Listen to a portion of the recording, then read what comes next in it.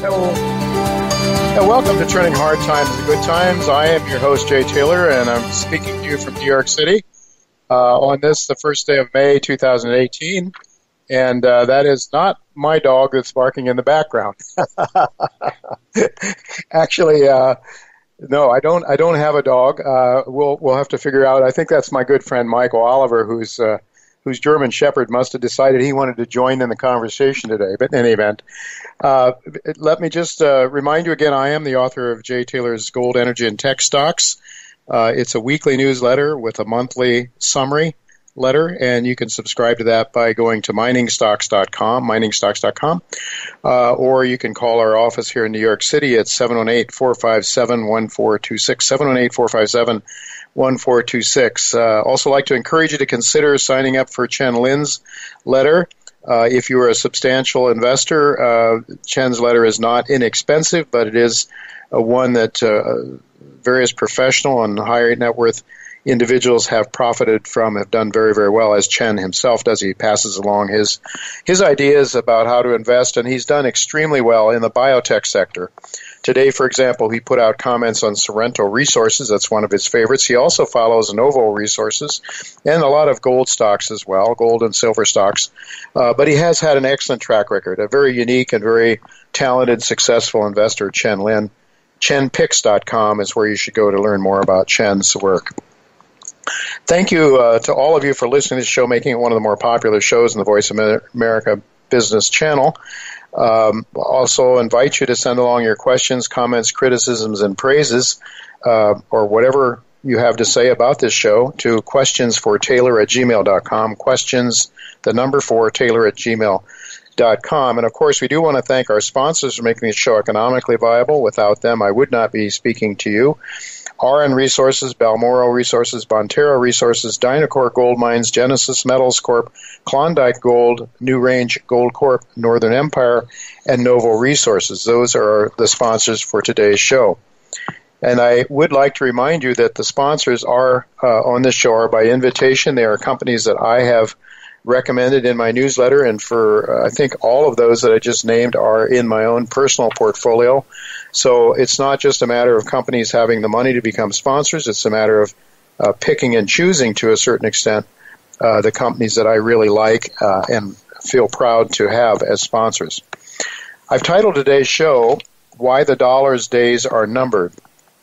Alistair McLeod, Dr. Quinton Henning, and Michael Oliver are return guests today.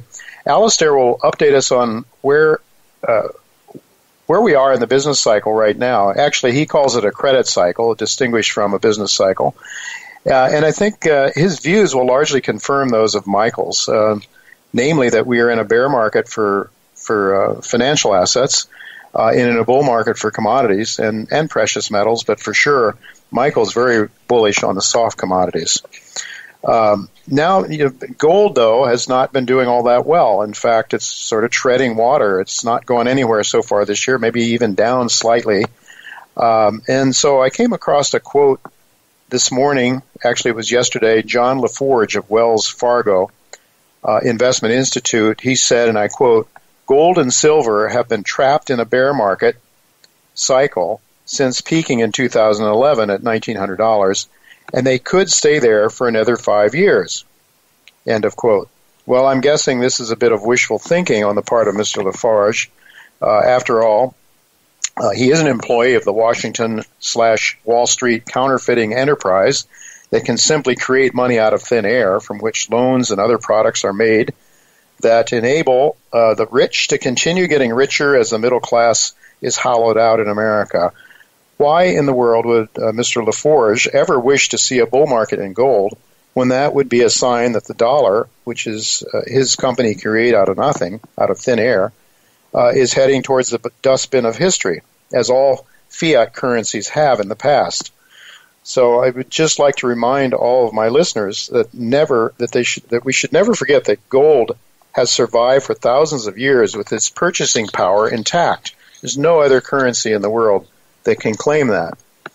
So I will openly admit my bias, just as much as Mr. LaForge is biased. I want gold, on the other hand, to rise vis-a-vis the dollar because that would bring about justice and shed the light against the Washington and Wall Street thievery. In other words, I want to see a just and stable playing field, a level playing field for the participants, and certainly that's the only way you can have a free market capitalistic system. And I'm quite sure Dr. Quinton Henning, chairman and president of Novo Resources, who will be with me after the first commercial break, also has a bias towards a higher gold price.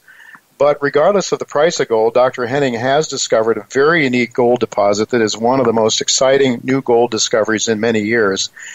With its uniqueness, it brings about exploration challenges that he and his team are working hard to overcome. Now, I'm really looking forward to what he has to say about the latest press release and their endeavors to overcome some of the challenges that are inherent in this very unique gold discovery. But right now, I'm really happy to have Michael Oliver with me once again to talk about gold and other markets of importance. Before I say hello to Michael, I want to remind you his website is olivermsa.com, olivermsa.com. Urge you to go there, partake of his wisdom. He shares just a tiny bit of that with us each week on this show, almost every week whenever he's available. I'm very pleased to have him with us once again. Thanks for joining me, Michael. Good to be back, and my dog Matilda says hello, too. Oh, hello. Today. I brought her to the office. Arf. What kind of dog is it, Michael? A corgi. Oh, okay.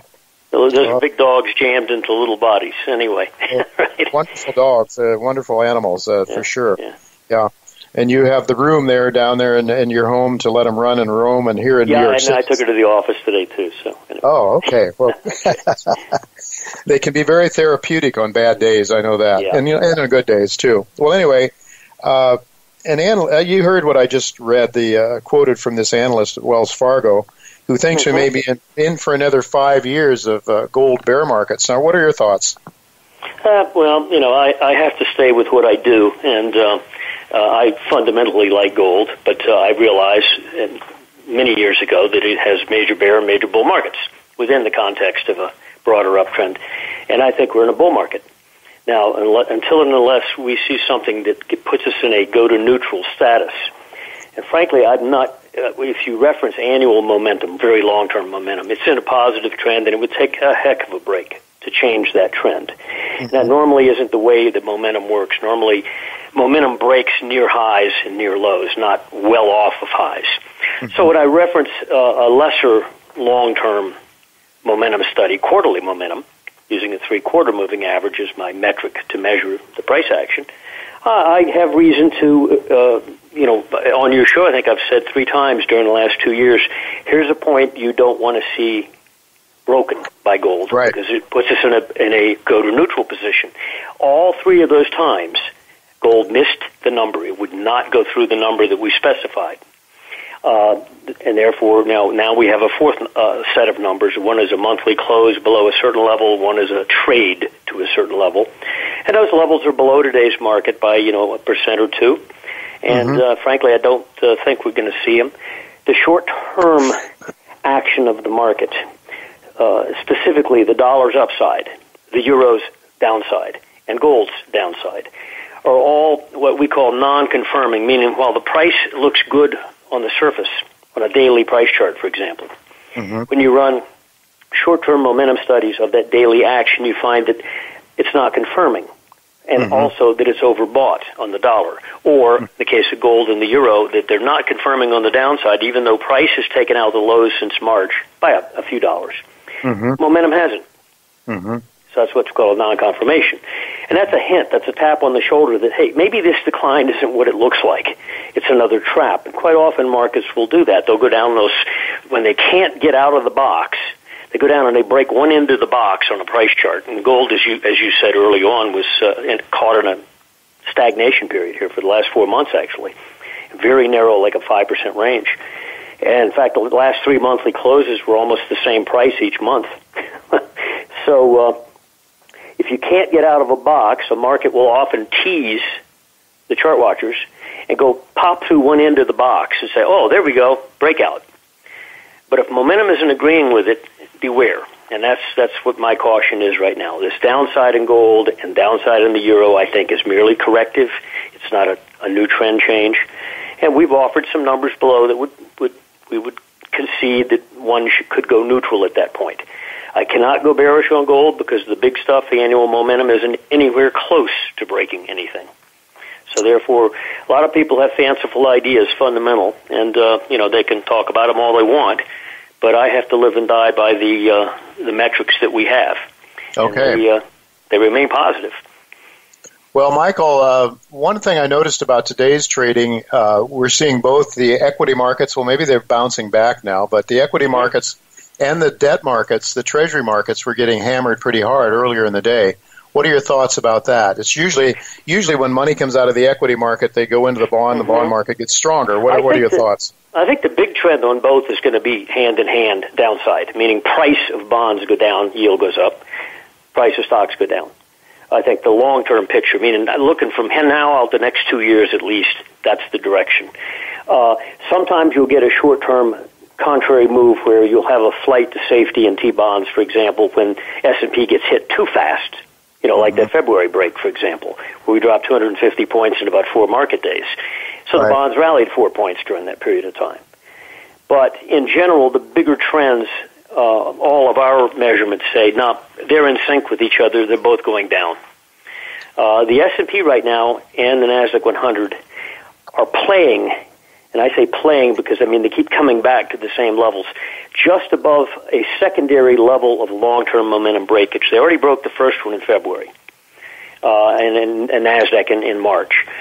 And now they're playing with a flat momentum floor that we've defined every week. And in fact, last week we defined the number, and they came within 20/100ths of a point of hitting it on the S&P, and then fired an 80-point rally off of that, or a 70-point rally off that. And then today they got down back within about almost 10 points of the new adjusted number. So it's like they know something's down there, and it's not some rounditis number. It's not like 2,600 S&P. It's more specific than that. Interesting. But, they're dancing on it, but they can't seem to get off of it. Yeah. Which indicates to me that all the buying is futile. They're revving their engine, but ain't going anywhere. Very interesting. That's for sure. So, the plate tectonics are definitely.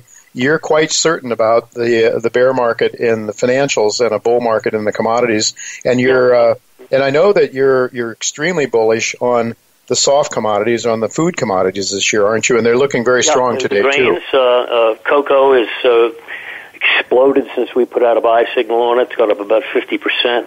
Coffee's close to an upside breakout. Sugar, I think, is just depleting itself on the downside. I don't think it has much more to go, if any. It's just waiting for an upturn. But in the grains, they're pressing at the highs of the last couple of years. Wheat's particularly strong right now, and it had sort of been a laggard. But the grains are quite solid. We turned bullish in January and February, depending on the specific grain, for annual momentum breakout reasons. And I think they could go up above the point of breakout by as much as 40% in the first major surge. Now, everybody says, well, you got to have weather to do that or something, but we don't factor that in. We just measure the momentum technicals and whatever the factors are in play, let them be, and we just measure them. And they've broken out as far as we're concerned, and they're the strongest commodities out there right now. Yeah, well, I really appreciate that, Michael. Also, it's the objective approach that you have. You can have your own ideas about where markets should go, where you see certain events that take place, but boy, that can get you in a lot lot sometimes. No, there's so many fundamentals. That's the reason. You think there's one or two, but there's probably 100 in every given market. Exactly, and then try to try to predict psychology of markets is still another thing. So, Michael, we're out of time. I thank you very much for your insights. Always so much appreciated. And folks, it's olivermsa.com, olivermsa.com to learn more about Michael's work.